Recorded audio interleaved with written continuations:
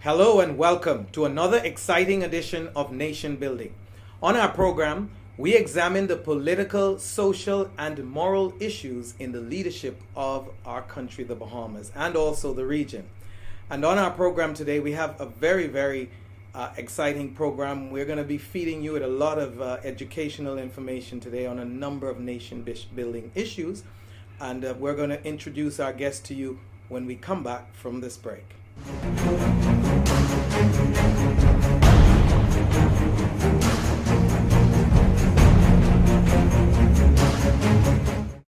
What is a promise?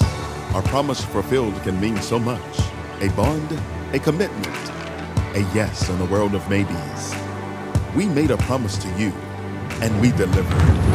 Our superfast LTE network is now on every island, and every day we invest in local communities and technology.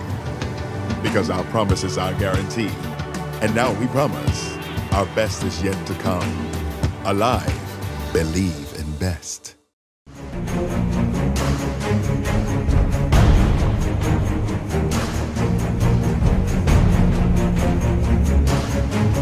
Hello and welcome back to Nation Building. I'm your host, Winston Pinnock. On our program today, we are taking a trek around the Caribbean, and we are in Jamaica, and we are speaking with an educator at heart and someone who has had a wealth of experience in a number of areas and has a lot of history as well. And of course, we are introducing to the Bahamas today Mr. Robertgregory. He is the Assistant Teaching Fellow at the Mona School of Business, UWI, here in Jamaica, in Kingston. Mr. Gregory, welcome to Nation Building. Pleasure. Thank you. We are taking a trek around the region, and we're specifically looking at Caribbean states, and we're talking about issues that affect our country, common issues that affect our countries, and we're looking for solutions, and that's what you, the people, say you want. And so today we believe we have some issues that you will hear solutions discussed to how the way forward. Mr. Robertgregory, as mentioned earlier, is not only an educator, he is the former chairman of the Firearm Licensing Authority here in Jamaica, and I could go on and on. He has led a number of government organizations, training organization, other institution that has been vital to development of the country, and some of which are instrumental. We have similar institutions in the Bahamas, of course, and in some cases we're looking to create some of these institutions. And so we believe we're providing information that our country needs to hear, and also information that you, the public, will find learning educational. Mr. Gregory, before we get into the multitude of issues that we have to discuss today, thought with the wealth of knowledge that you have, that we would just spend a little bit of time in talking about the state of education. After all, you are an educator in the region during your days of your upbringing. Well, the state of education in the region, in my own opinion, is not up to what the region requires in this 21st century. Largely, the essential tenets of education essentially are intact from what we inherited from colonial times. And one must remember that the education system in the colonial context was for a specific purpose. First of all, the majority of the workforces in the Caribbean, in the colonial territories of the Caribbean, including Bahamas, was there to cut cane and banana. I mean, essentially, we came across the Atlantic as enslaved Africans to do labor. So the agricultural economies, the plantation economies of the 17th and 18th and 19th century have now given way to the 21st century, the knowledge era, the knowledge economy, and the education system that was established for the colonial era, which was really to teach you conformity and obedience. Children must be seen and not heard, and rote learning, 2 times 2 is 2, and so on and so on. That was to prepare you for occupation and in your place in society. And that has all changed. The society has changed, the economy has changed, but the education system remains essentially the same. Before you go further, I just want to quickly ask, can't help it, are you suggesting that the colonies were in some ways indoctrinated by the colonizers? Yes, right after the Emancipation Declaration in the British Parliament in 1834, right after, and you remember, the emancipation, the abolition of slavery, was followed by a 5-year, 6-year period of what they call apprenticeship. This is teaching the slaves who have been working at whatever they've been working at for 400 years to do as apprentices what they've been doing for 400 years. I mean, the absurdity of it all. What we really realized what has happened, was that the British government compensated the slave owners for 50% of the loss. And they were making up the remaining 50% by keeping the very emancipated slaves as apprentices, doing the same thing they were doing for 400 years to make up the other 50%. That was what that was about. And it is painful when you think about it. At the same time, they passed something called the Negro Education Act in the Parliament. And that provided a huge sum of money at the time. 90% of it was to establish what we now know in Jamaica and probably around the Caribbean as these traditional high schools. These schools were really for the sons and daughters of the gentry. Okay, us black people gained entry later on, predominantly after What period independence. was this, just to bring things in context? Well, this came into the grant was actually disbursed in the region 1835 Or thereabouts. to 1840, I think it was, that period of time. So you had schools like in Jamaica established, like Hampton School, Woolmer's Boys School. Time, of course, and the focus was on boys. So a number of these schools that have been around for quite a while, that we refer to in Jamaica as traditional high schools. Okay, and I'm sure you have the same kind of situation in the Bahamas. They have it in the Eastern Caribbean. Everything. This is one of the legacies of the colonial education system. So now, for the case of Jamaica, when we became independent in 1962, 68% of our people were illiterate. 68%. Illiterate. Almost three quarters. Almost 3/4. Okay. So when people talk about the good old days and the good sound reading, writing, and arithmetic education that only a few had access to, come independence in 1962, we started off building this nation with 68% of our people couldn't read and write. Now we have moved that to 85 to 88% literacy. Okay. But we have gotten poorer in the process. How come? Well, poor is relative to rich. I'd ask what you mean by poor. In certain respects, we are, in my opinion. I can name the respects.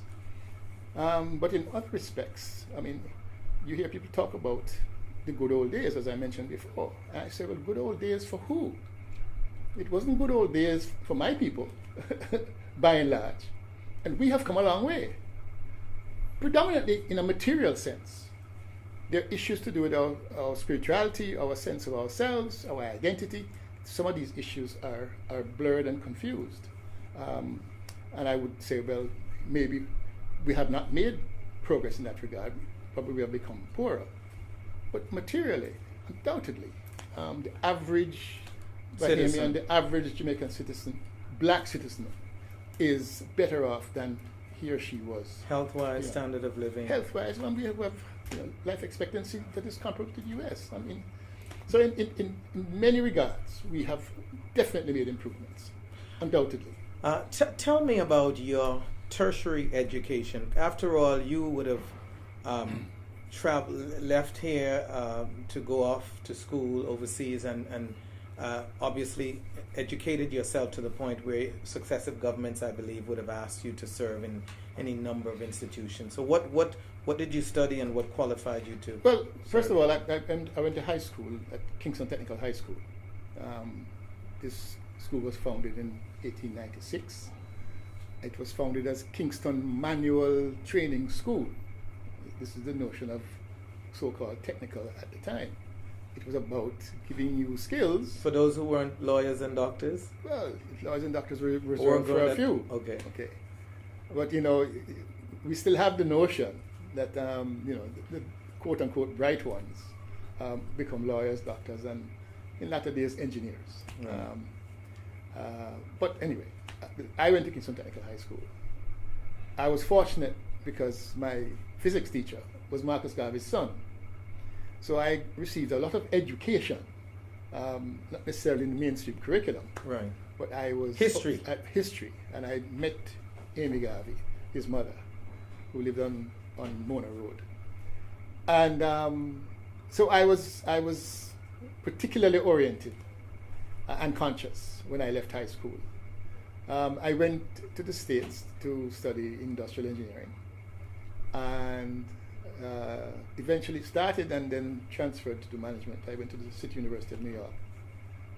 So I did a BBA, Business Administration, first degree, and then I did graduate work. I did a master's in Human Resource Manpower Development at the New School for Social Research. And I spent about 11 years in the US, almost 11 years. I was recruited back home into the private sector. I worked at the Institute of Management and Production. It doesn't exist anymore. It was owned by the ICD group of companies. And I was program director.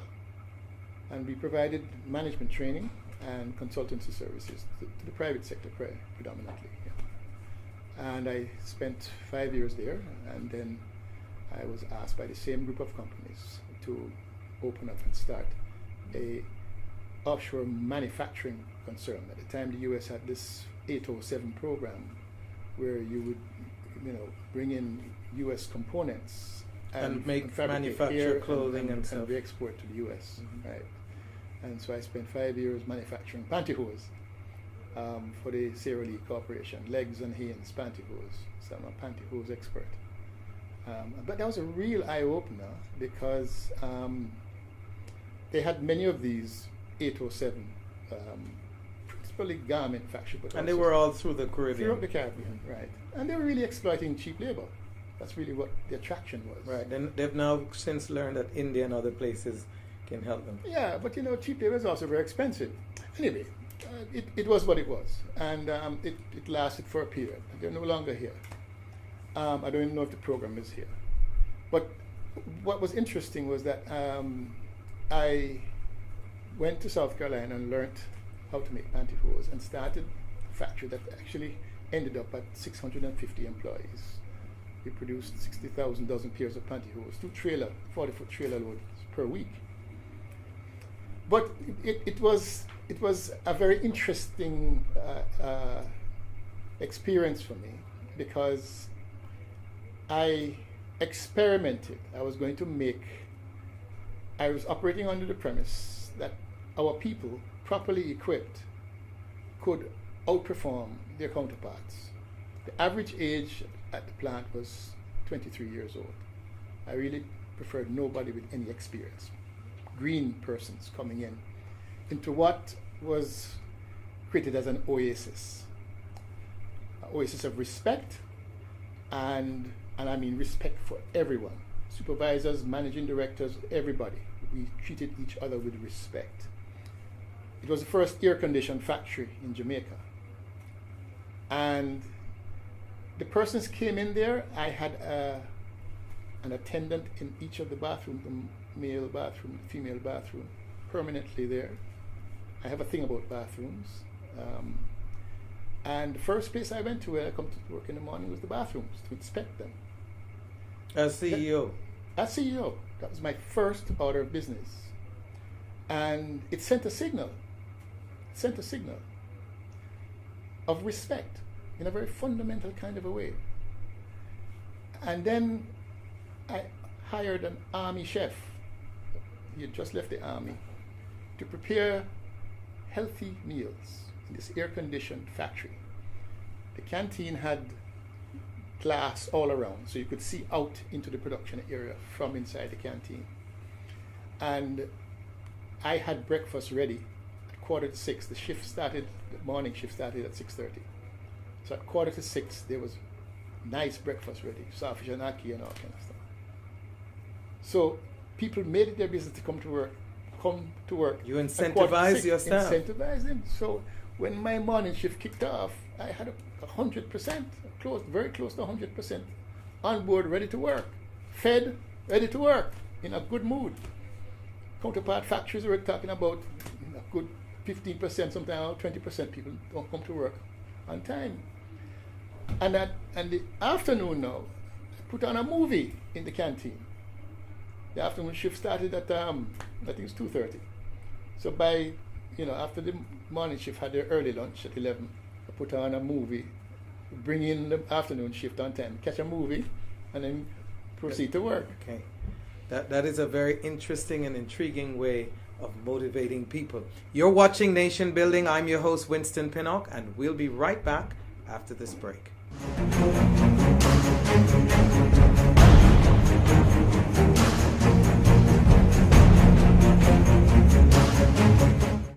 What is a promise?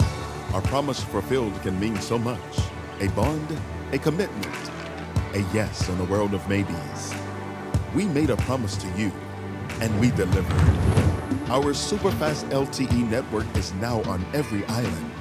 And every day we invest in local communities and technology. Because our promise is our guarantee. And now we promise our best is yet to come. Alive, believe in best. It's the market for the entire family. Sawyer's Fresh Market. Bahamian owned and operated, Sawyer's is known for the lowest prices on meats, produce, fresh fruits, and vegetables. Check them out on Facebook and the Freeport News to find out all of their weekly specials and their monthly blowout sales. Sawyer's Fresh Market. Your grocery bill just got lower. Who said you can't get great quality products at an affordable price? If you want the best quality food products at the most affordable prices, you must pick up the Jamaica Bahama brand of fine quality products at your favorite food store. Products like Jamaica Bahama Coconut Water, the most healthy and refreshing drink on the market. Jamaica Bahama Fruit Punch, the only fruit punch in the Bahamas made from real fruit. Jamaica Bahama Coconut Milk, green pigeon peas with coconut milk, condensed milk, kidney beans with coconut milk, corned beef, green pigeon peas, mackerel, and corn. Jamaica Bahama's fine line of products is available at all your favorite food stores and convenience stores nationwide. Telephone 351-8282 in Freeport and 341-4091 in Nassau. I don't wanna win. No, no, I don't wanna win.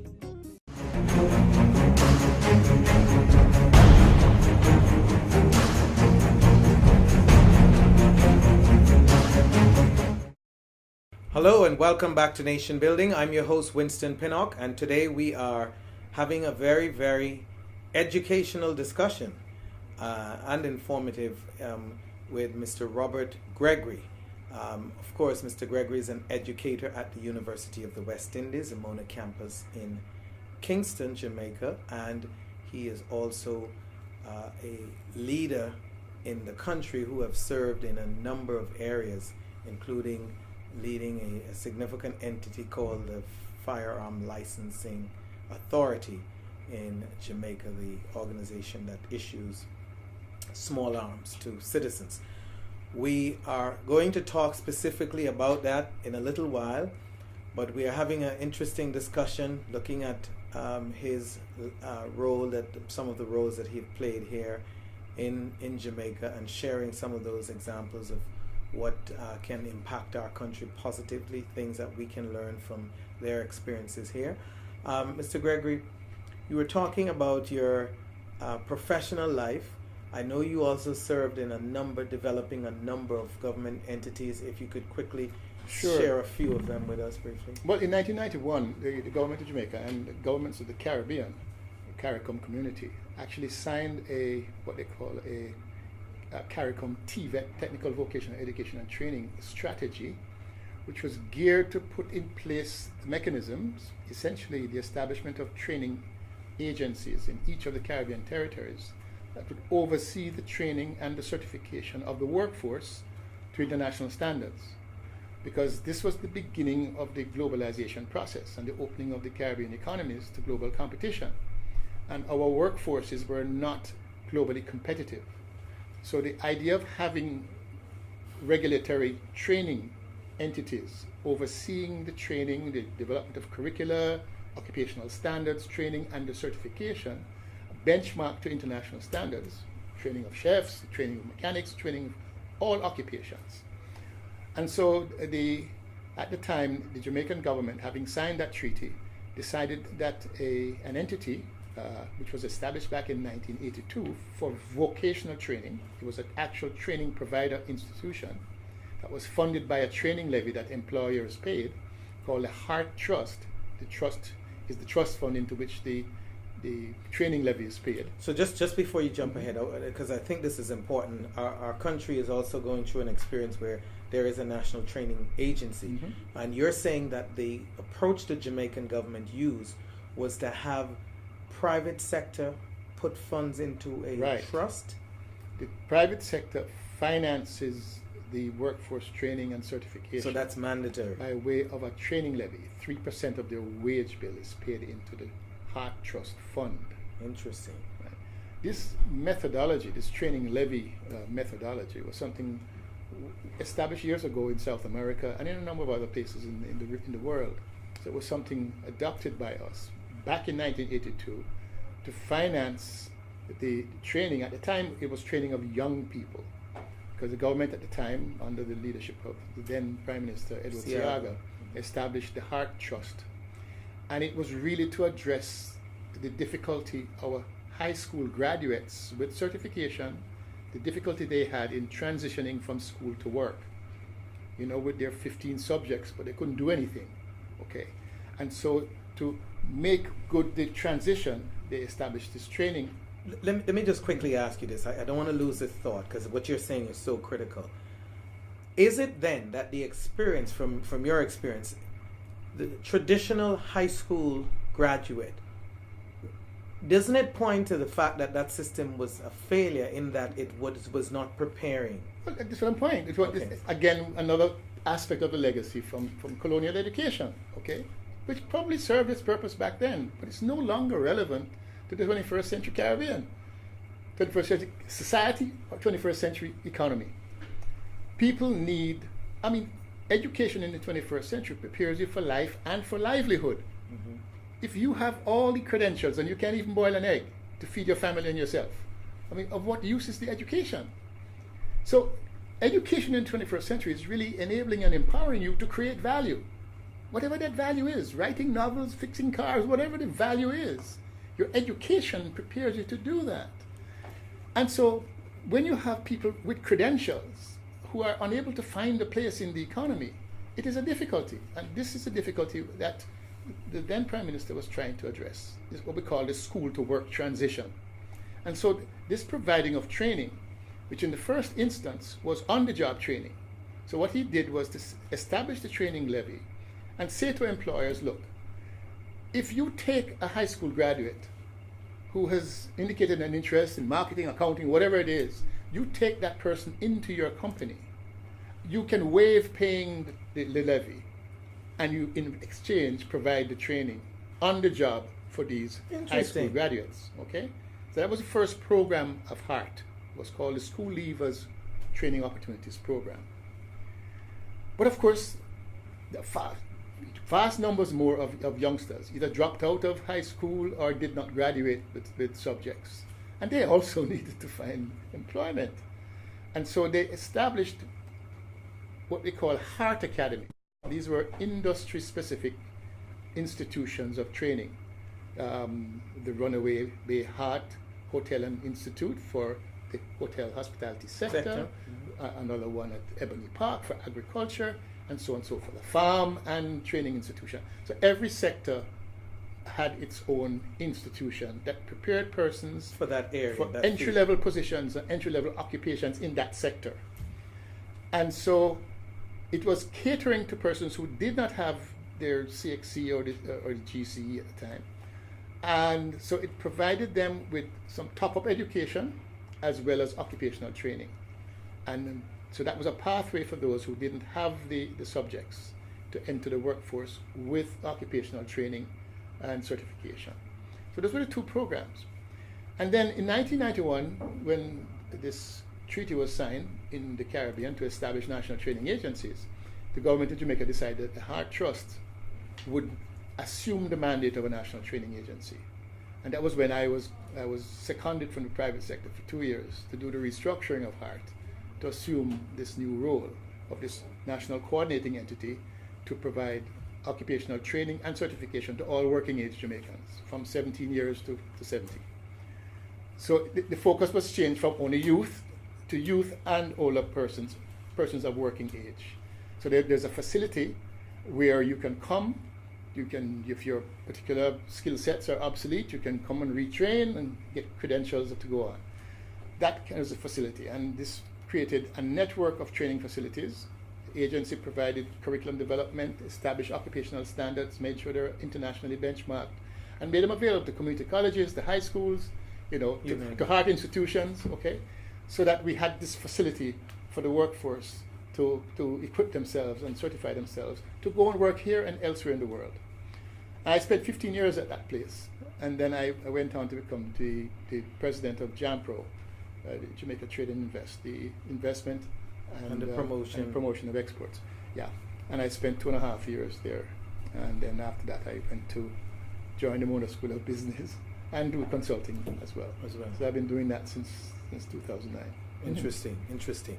And during that time, served as chairman of the Firearms Licensing Authority, the Student Loan Bureau, and another other things. Because that wasn't a job permanent; it was really oversight.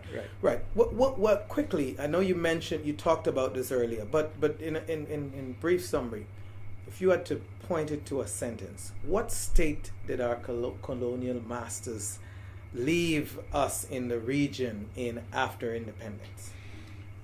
I think to give them credit, particularly the British colonial. I mean, the French, not as good as the British. The British, one of the things the British left, not only in the Caribbean but elsewhere, governance institutions, the institutional framework, judiciary and the government administrative, civil service. That institutional framework was sound. It is what separates us, for instance, from our Latin American brothers and sisters, people who had colonial rule from Spain or from Portugal or from France. But beside that, the education legacy was one that was specific for plantation society and economy, okay? And essentially, to be crude, if you're cutting cane and banana, you don't need to have an education. You remember in slavery, it was illegal to educate a black man, You remember that? You could suffer death for that. And then from that experience, we had notions about education, that education really is only for bright people. And the notion that most of the black children are not academically inclined. You've heard that language before? Absolutely. To suggest that, you're best with your hands, and others are bright and very. Depending on the pigmentation of your... Exactly. There's the correlation between the two things. So these are notions that have come from slavery that we still hold on to. And so we have this exclusionary system of education. After independence, I mentioned to you, we were 68% illiterate. Access to secondary education was something that was prized. At one stage, we had what they call a government scholarship. Each parish would award a bright, poor youngster a place in one of these traditional secondary schools. You had 50,000 people at once there, 50,000 11-year-olds taking the common entrance And we only had 14,000 spaces for them. And so that meant many of those who qualified still wouldn't get in. Yeah, well, we placed the 14, we creamed off the top 14 and placed them and told the others that they failed common entrance. When in fact we just didn't have any provision for them. And people went away with this chip on their shoulder. That's the end of your education. Okay. Well, let me ask you, you talk about the educational system and the failures that brought. Talk about the system of government, and by that I take it you mean the structure, parliament from the permanent secretary down, the system that works to cause government to work, notwithstanding who's in power. So my specific question is the Westminster system of government still relevant in our region? I think the Westminster model is most relevant for Westminster. We have adopted it and negatively adapted it, okay? In other words, you compromise the system. The system has certain tenets, you know. One of which is precedent. Another one is honor, okay? But we have the problem with, for example, Trump. Mm-hmm. Trump doing things that I now realize were not really written down as law, you know. You just don't do certain things. For example, the revelation of your tax returns. I thought it was something that was required of all presidential candidates, only to find out that it wasn't written down in law anywhere. So this man said, hell with that, I'm not doing it. It's the same thing. A lot of the central tenets of the Westminster model, we choose in the Caribbean to put aside. In certain respects, something happens in Westminster, something happens in a ministry, the secretary for whatever has to resign. He or she takes responsibility for it. In the Caribbean, that is oftentimes just overlooked. Just as an example. So I don't think there's anything wrong with the Westminster model per se, but if we are adopting it, taking it as it is, and making adaptations to suit our circumstance, but positive adaptations, okay, and maintain the main tenets of it, I have no problem with it. But it hasn't been that way. Okay, quick question. What are the pros and cons of the Republican system that the Americans practice? They're not the only ones that do it, but those are I think that theirs is most refined. So what's the pros and cons of that system? You know, what I like about the Republican system is that sovereignty resides in the country.